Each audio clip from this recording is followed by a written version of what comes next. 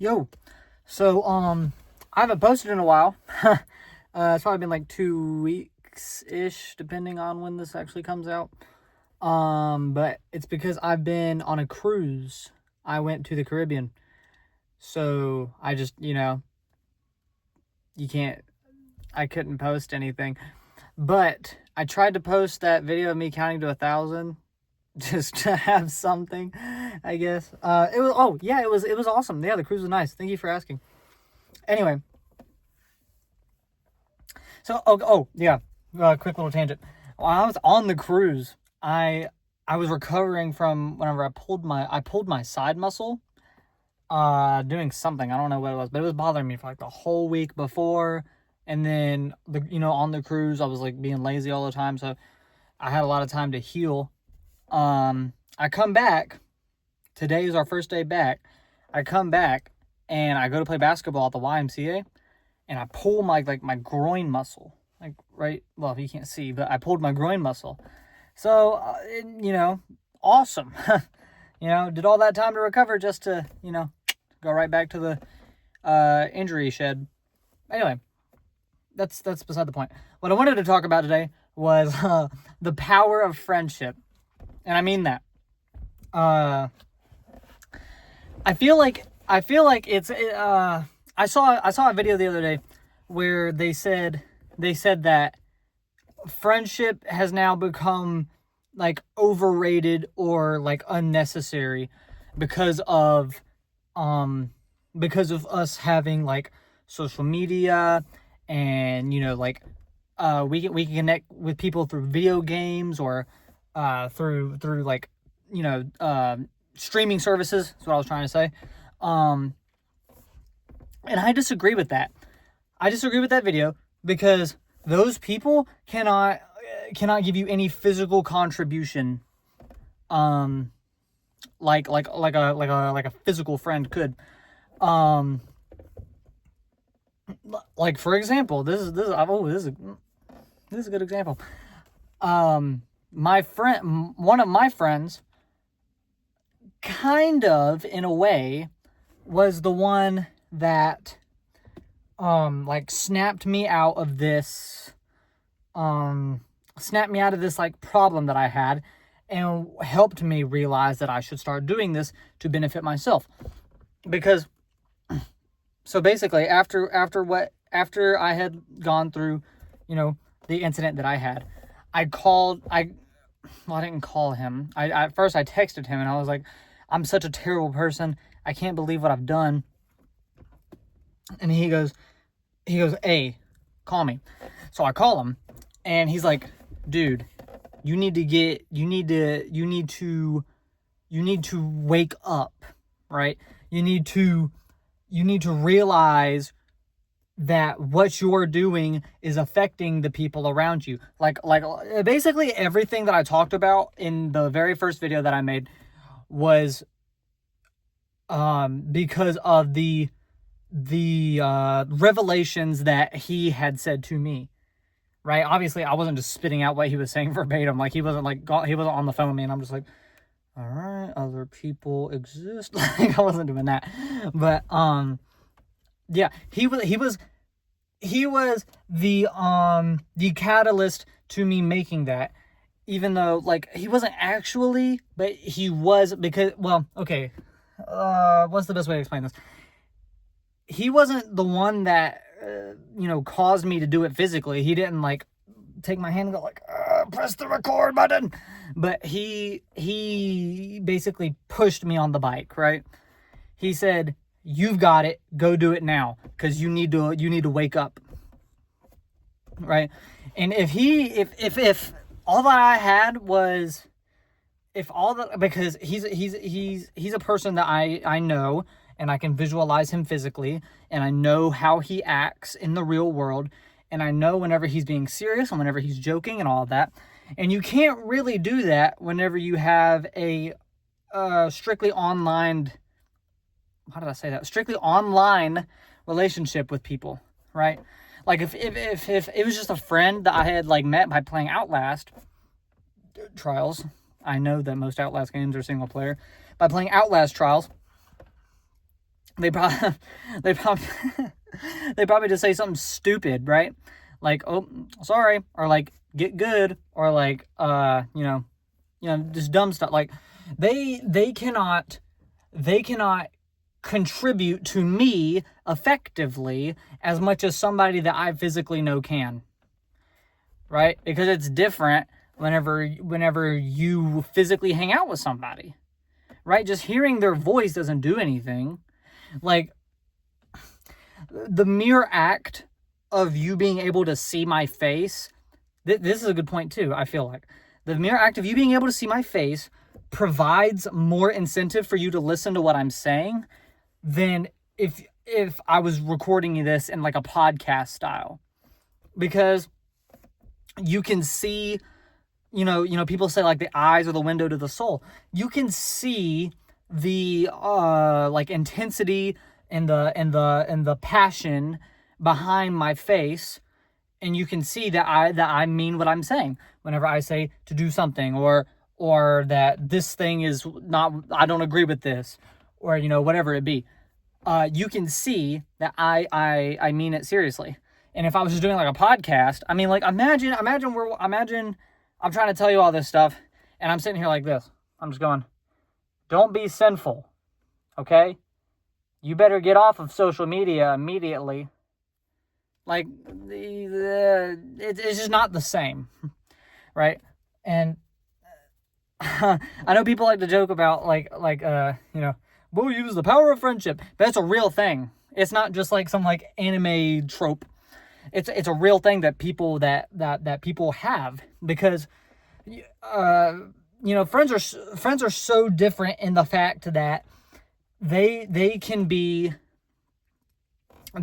what your family can't, right? Like, there are some things that I would some things I would never tell my family because I care more about what they think about me. But there's a lot of things that I couldn't tell my family because they don't have the same experiences and interests and passions that I have to relate with me. Now, obviously, my friend does, because that's kind of what the building blocks were for us to be friends. Is that like, oh, you're into this, I'm into this too, stuff like that. So that's why it's easier to open up to friends about certain stuff, because you relate to them more on more topics. Now, some things that doesn't apply to, because sometimes friends lack the ability to take things seriously, and your family will almost always take what you say seriously if you say it with a serious serious like feeling back. I couldn't think of the right word. Sorry if I'm talking really fast, by the way. Something about this like Dr. Pepper has got me like super caffeinated. I don't know what it is. But anyway, yeah, so it's so important. And I really think that you should have at least 2 friends to have a good social life. I think you should have at least, well, there's obviously more to it than that, but as far as friends go, I think you should have 2 personal, real life friends. Real life meaning they are around you. You could go drive to see them if you wanted to in a day, right? I could go drive to see them in like an hour, because you need one friend that you need to have 2 friends, because you need to have one that at any given time will be able to seriously acknowledge what you're saying and give you good critiques or actual feedback, right? Because at any point, if these are your 2 friends, you could have one that's like super jokey and not really going to take anything you say seriously at some point, and then one that will, and then at some point they'll just switch. So you theoretically speaking, you should always have one friend that you could go to talk to should you need to. But that's just my opinion. I don't think I might have like 2 online friends. I feel like everybody that I know is somebody that I know in person. Well, that might just be because I don't have social media, but yeah, I I can't fathom how somebody would say that friends aren't important. And with that, I wanted to read a couple passages to you. Not anything like special, but passages that reflect on what I think is the most popular relationship in the Bible, which is, I wanted to see if you were going to say it before me, which is David and Jonathan. Okay, so these are going to be it's going to be in 1 Samuel. I'll look, hold on, because I don't remember off the top of my head. 1 Samuel.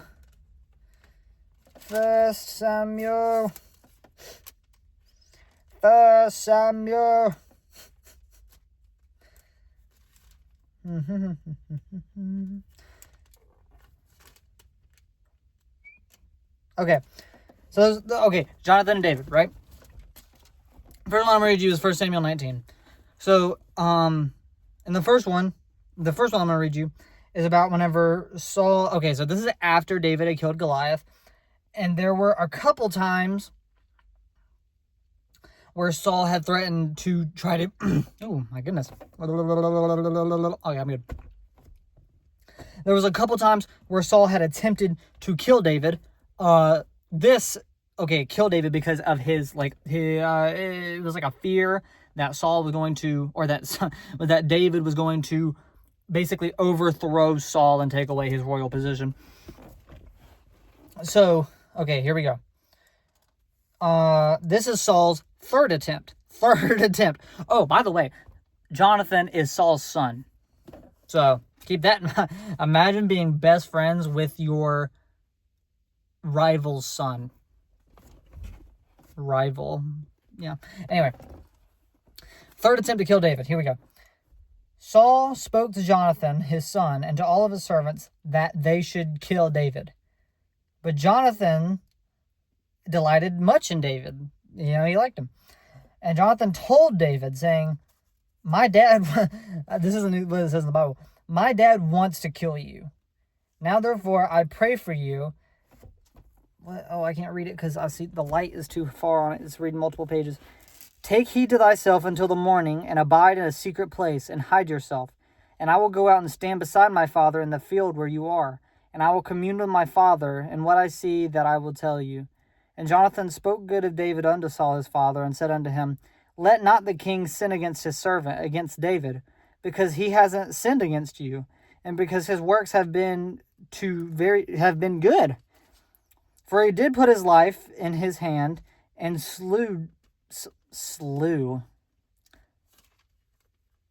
Hell, I never really thought that was the past word for slaying somebody.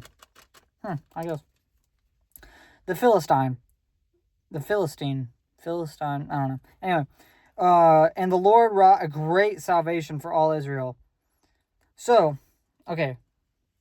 And the rest of that, he kind of just goes like, what reason do you have to kill David? Because, Saul didn't really have, a great reason, other than he was just, jealous. So, basically, for the TLDR for that is, Saul goes, son, I need you to kill David for me. And he goes, okay. And then he goes to David and says, listen, dude, you need to hide yourself because my dad is trying to give belt. So, go hide yourself, and I'll go with him to kind of, keep an eye out. Make sure that he doesn't find you in your hiding place. And whenever they returned, Jonathan goes, listen, I don't even understand why you want to kill the guy. What is he doing? He's not doing anything. Right? Okay, so that's just one example. Because I understand that this was read within 12 verses. And it is very easy to just take it in a monotone sense. But, imagine having to defy your own parents' will. Right? Not that that's hard for everybody. But telling your own parents no is hard. That's a hard thing to do. Because you grow up respecting them and respecting their opinions and listening to what they say because they are older, they are wiser, and they teach you what you know now. So it's hard to tell them no. So for Jonathan to do that shows, one, great faith in the Lord, and two, a great love for David, a friend's love. Okay, anyway, next one. Well, there is that one, but I'm not going to read that one. Let's see, we can read this one. Okay, so Jonathan rose and went to David in the wood. So this is whenever David's hiding from Saul. Jonathan, Saul's son, arose and went to David in the wood and strengthened his hand in God. And he said to him, "Do not fear, for the hand of Saul my father will not find you. And you shall be king over Israel, and I shall be the next unto you. And that also Saul my father knows." And the two made a covenant before the Lord. And David stayed in the woods, and Jonathan went back to Saul. So, basically, Saul is already part of a not Saul. Oh, godly. Jonathan is already part of a royal heir, right? He is going to, theoretically, be the next in line of this like royal, the royal line.